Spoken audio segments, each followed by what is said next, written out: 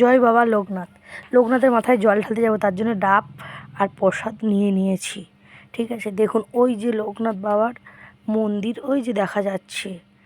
তো ওই মন্দিরে দাদাভাই আগে ঢুকলো, তারপরে আমি পেছনে আছি। তো জল দেওয়ার পালা, জলটা দেবো। তো ভীষণ ভিড়, মানে দুদিন আগে ভীষণ ভিড় ছিল, এখন তো তাই কম ভিড়, এখন তো তাই জল ঢালার সুযোগ পাচ্ছি আমরা খুব সামনের থেকে, নাহলে খুব ভিড় ছিল। ঠিক আছে, তা আমার বাবা এতটাই উঁচু যে আমার বাবার মাথায় জলটা দেবো আমার হাতই পারছিল না। তা দাদাভাই একটু ধরেও একটু উঁচু করে দিল।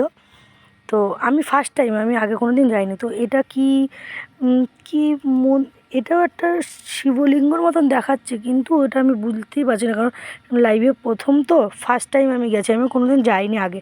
তো এখানে ধূপ ধরিয়ে নিলাম, মোমবাতি সবাই দিচ্ছে, জল ঢালছে, আমরা ঢালবো। তারপরে এখানে যজ্ঞ হয়েছিল, এই যে জায়গাটা দেখছেন না, আমি নমস্কার করছি, এই জায়গাটায় যজ্ঞ হয়েছিল, তাই কারণে একটু গড় করে নিলাম, নিয়ে এটি আর বাড়ি চলে যাব।